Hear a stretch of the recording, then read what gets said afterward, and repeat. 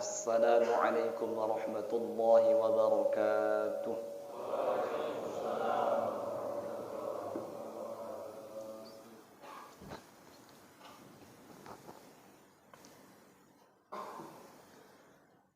Allahu Akbar, Allahu Akbar, Allahu Akbar, Allahu Akbar, Allahu Akbar, Allahu Akbar, Allahu Akbar, Allahu Akbar, Allahu Akbar, Allahu Akbar kabira, walhamdulillahi katsira, wa subhanallahi bukratan wa asila.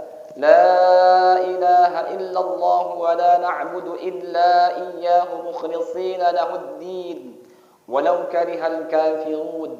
لا إله إلا الله وحده صدق وعده ونصر عبده وأعز جنده وحزم الأحزاب وحده. لا إله إلا الله والله أكبر. الله أكبر ولله الحمد. الحمد لله رب العالمين، والصلاة والسلام على أشرف الأنبياء والمرسلين، سيدنا ونبينا وحبيبنا وشفيعنا وزخرنا مولانا محمد الأمين، وعلى آله وأصحابه رسول الله أجمعين. أشهد أن لا إله إلا الله وحده لا شريك له، إياه نعبد وإياه نستعين. وأشهد أن سيدنا ونبينا محمدا عبده ورسوله، صادق الوعد الأمين وخاتم النبيين. اللهم فصل وسلم وبارك على سيدنا محمد وعلى آله وأصحابه رسول الله أجمعين. أما بعد، فيا عباد الله، أوصيكم وإياي بالتقوى الله وطاعته فقد فاز المتقون. قال الله تعالى في كتابه الكريم: يا أيها الذين آمنوا كتب عليكم الصيام كما كتب على الذين من قبلكم لعلكم تتقون. وقال الله تعالى في آية أخرى: والعصر إن الإنسان لفي خسر إلا الذين آمنوا وعملوا الصالحات وتواصوا بالحق وتواصوا بالصبر. صدق الله العظيم وصدق رسوله النبي الكريم، ونحن على ذلك من الشاهدين والشاكرين، والحمد لله رب العالمين. إخواننا في الله، حاضرين والحاضرات, sidang jamaah salat Idul Fitri yang dimuliakan Allah Subhanahu wa taala.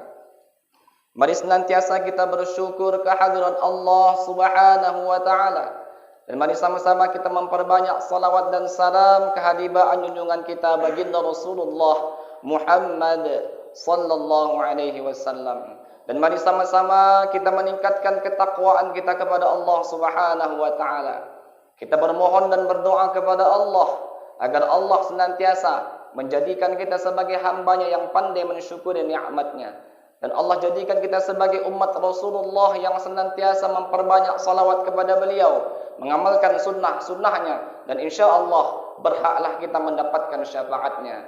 Dan terakhir kita bermohon kepada Allah agar Allah menetapkan kita sebagai hambanya yang bertakwa. Terlebih lagi selepas kita melaksanakan ibadah di bulan suci Ramadan yang memang tujuannya akhirnya adalah untuk mendapatkan ketakwaan di sisi Allah Subhanahu wa taala. Kata Allah Subhanahu wa taala, "Inna akramakum 'indallahi atqakum." Sungguh yang paling mulia di antara kamu, kata Allah, adalah orang yang paling bertakwa. Allahu akbar. Allahu akbar. Allahu akbar. Walillahil hamd. Ikhwanna fillah, hadirin wal hadirat, jamaah salat Idul Fitri yang dimuliakan Allah Subhanahu wa taala. Pada hari ini kita semuanya berbahagia.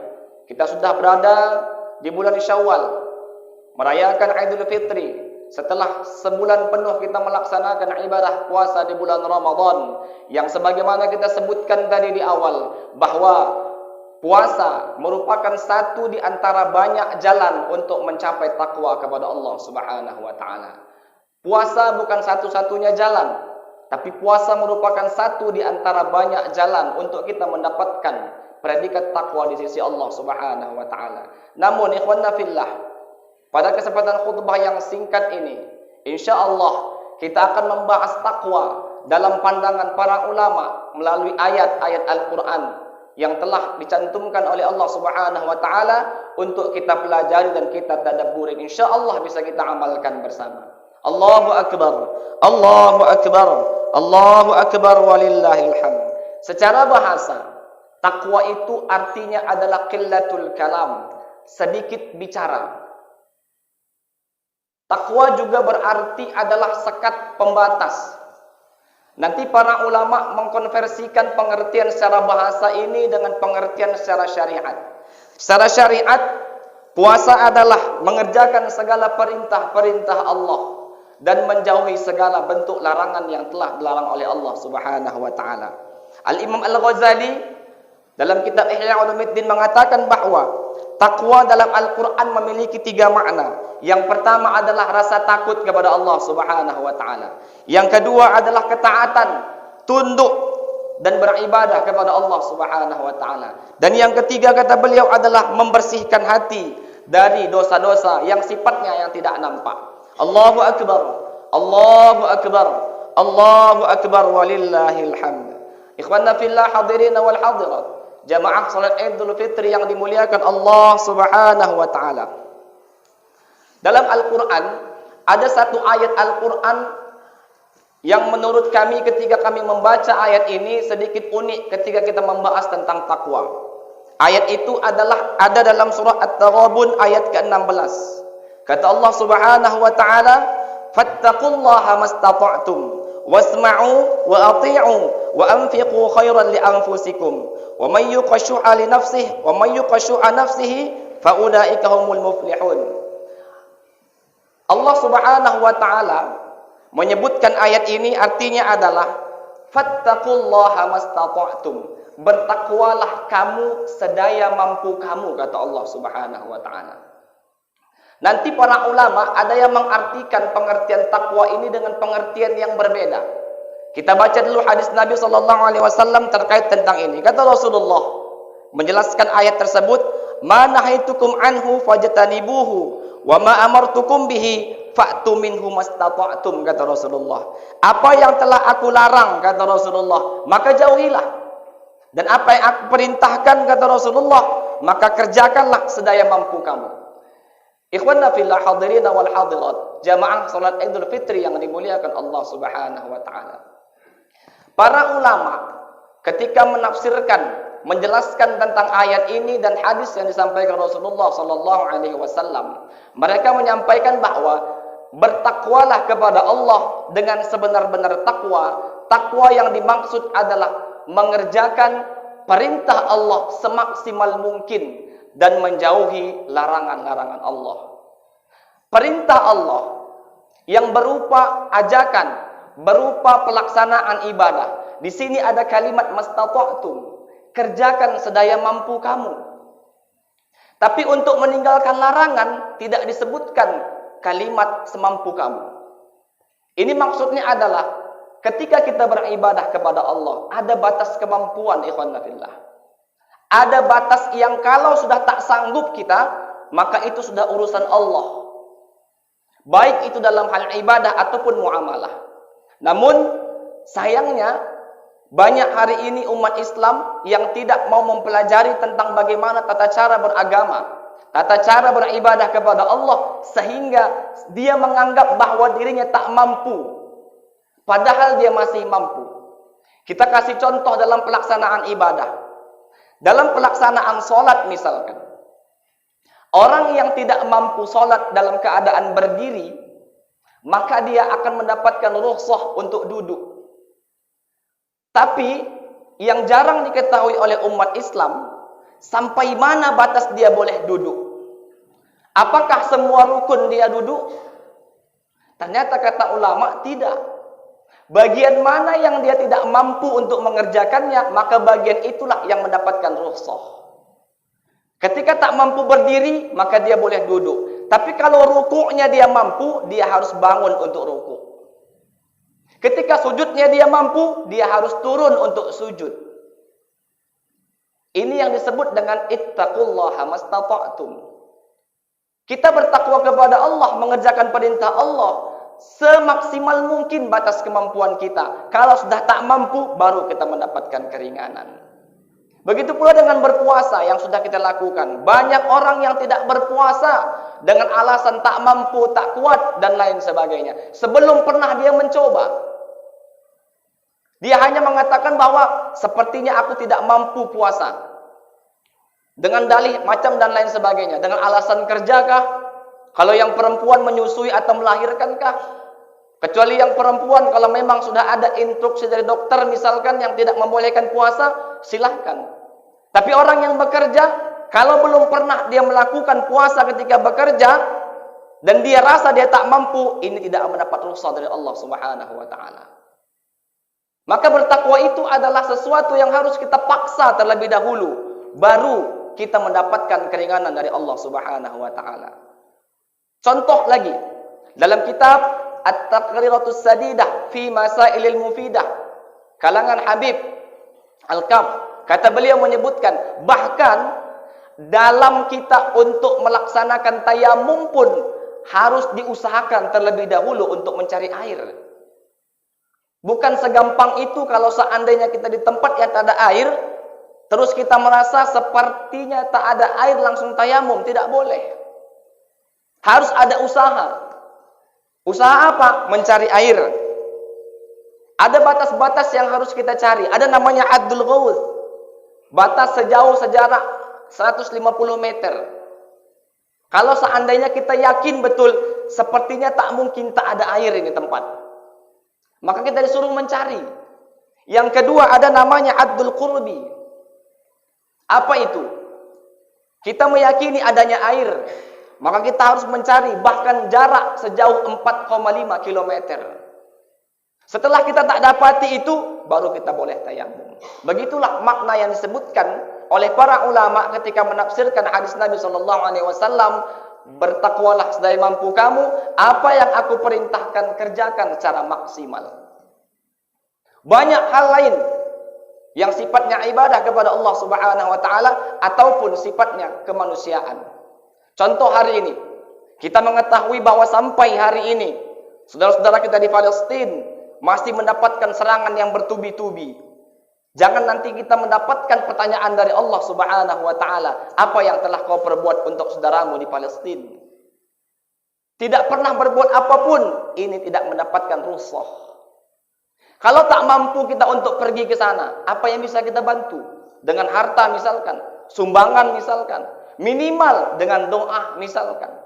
Ada yang sudah pernah kita perbuat untuk orang-orang di Palestina, maka insya Allah ini menjadi hujjah di hadapan Allah. Aku sudah bantu ya Allah semampu daya yang aku punya. Insya Allah ini mendapatkan perhatian dari Allah Subhanahu wa Ta'ala. Karena Palestina ini, ketika kami mendapatkan daurah, ada 40 hadis terkait Palestina. Dan satu yang paling menarik perhatian saya, ternyata Palestina ini bukan hanya urusan dunia, ikhwan fillah. Palestina ini adalah urusan akhirat. Dan ternyata kata para ulama, Palestina itu adalah pintu gerbangnya langit. Itu maka Rasulullah ketika mau naik ke langit, naiknya dari Palestina. Palestina adalah tempat nanti pertama kita dibangkitkan semuanya setelah kita mati. Maka Palestina bukan hanya urusan dunia, tapi Palestina adalah urusan sampai ke negeri akhirat. Ikhwanna fillah hadirin, sidang jamaah Idul Fitri yang dimuliakan Allah Subhanahu wa Ta'ala. Ini takwa dalam arti mengerjakan perintah, ada batas kemampuan. Tapi kata Rasulullah ketika menyebutkan meninggalkan larangan, tidak ada batas kemampuan. Tidak diperbolehkan kalau kita mengatakan aku belum mampu meninggalkan judi, aku belum mampu meninggalkan zina, aku belum mampu, tidak ada di rukhsah. Untuk urusan meninggalkan larangan Allah, tidak ada keringanan, tidak ada kalimat semampumu, harus mampu, mau tidak mau, suka tidak suka. Ikhwan fillah. Inilah pengertian yang saya rasa lebih menarik perhatian saya dan unik untuk kita amalkan bersama. Mengapa demikian? Karena banyak hari ini umat Islam yang sekarang Ketika beramal ibadah, mereka merasa dia tak mampu. Tapi meninggalkan perintah Allah pun juga begitu. Aku belum mampu, dia pikir ada rukhsah dan keringanan. Tidak ada. Diam dalam ibadah, diam dalam kemaksiatan, itu pun sudah mendapatkan perhatian Allah Subhanahu wa taala. Allahu akbar. Allahu akbar. Allahu akbar walillahil hamd. Ikhwanna fillah, hadirin wal hadirat, jamaah sidang Idul Fitri yang dimuliakan Allah Subhanahu wa taala. Kita senantiasa bermohon kepada Allah Subhanahu wa taala. Yakinlah kita, tidak ada yang mampu kita perbuat tanpa pertolongan Allah. Kita adalah makhluk yang lemah, makhluk yang senantiasa lupa dan salah. Maka di setiap kita berbuat salah, kita dituntut untuk bertobat kepada Allah Subhanahu wa taala. Sehingga kata para ulama, bahkan pahala meninggalkan larangan Allah lebih besar ketimbang mengerjakan perintah Allah. Mengapa demikian? Ketika kita berbuat dosa, berbuat salah, langsung bertobat, insya Allah langsung mendapat dan penerimaan dari Allah. Tapi ketika kita ibadah, belum tentu ibadah kita mendapatkan penerimaan Allah Subhanahu wa taala. Salat misalkan belum tentu khusyuk kita mendapatkan nilai di sisi Allah Subhanahu wa taala. Tapi ketika kita bertobat dalam berbuat salah, langsung Allah Maha Pengampun ketika kita bersungguh-sungguh memohon ampun kepada Allah.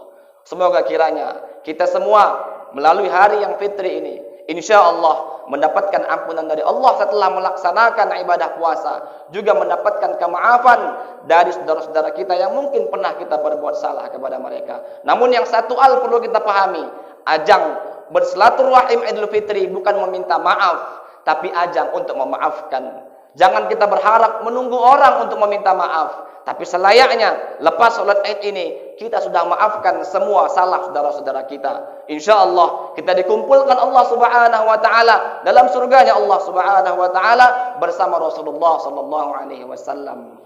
Allahu akbar. Allahu akbar. Allahu akbar. Walillahil hamd. Barakallahu li wa lakum fil Qur'anil azim. ونفعني وإياكم بما فيه من الآية والذكر الحكيم وتقبل مني ومنكم تلاوته إنه هو الغفور الرحيم.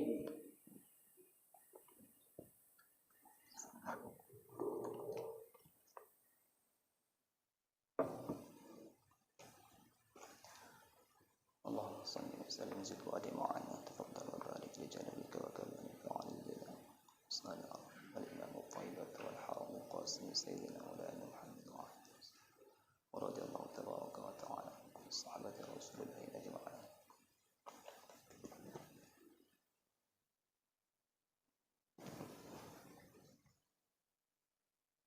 الله أكبر. الله أكبر. الله أكبر. الله أكبر. الله أكبر. الله أكبر. الله أكبر ولله الحمد. الحمد لله نحمده ونستعينه ونستغفره ونتوب إليه ونعوذ بالله من شرور أنفسنا ومن سيئات أعمالنا. من يهده الله فلا مضل له ومن يضلله فلا هادي له. أشهد أن لا إله إلا الله وحده لا شريك له إياه نعبد وإياه نستعين. وأشهد أن سيدنا ونبينا محمدا عبده ورسوله المبعوث رحمة للعالمين. اللهم فصل وسلم وبارك على سيدنا محمد وعلى آله وأصحابه رسول الله أجمعين. أما بعد فيا عباد الله أوصيكم وإياي بتقوى الله وطاعته لعلكم تفلحون. قال الله تعالى في كتابه الكريم إن الله وملائكته يصلون على النبي يا أيها الذين آمنوا صلوا عليه وسلموا تسليما. اللهم صل على سيدنا محمد وعلى آل سيدنا محمد كما صليت على سيدنا إبراهيم وعلى آل سيدنا إبراهيم في العالمين إنك حميد مجيد.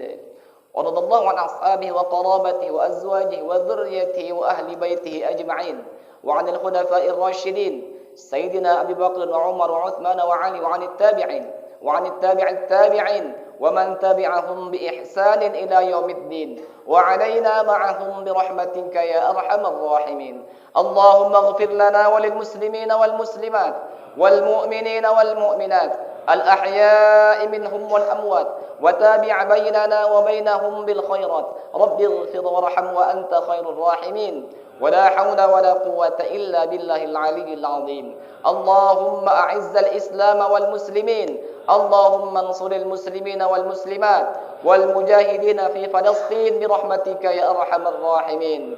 ربنا آتنا في الدنيا حسنة وفي الآخرة حسنة وقنا عذاب النار. والحمد لله رب العالمين. عباد الله، إن الله يأمر بالعدل والإحسان وإيتاء ذي القربى وينهى عن الفحشاء والمنكر والبغي يعظكم لعلكم تذكرون. فاذكروا الله العظيم يذكركم واشكروه على نعمه يزدكم ولذكر الله أكبر.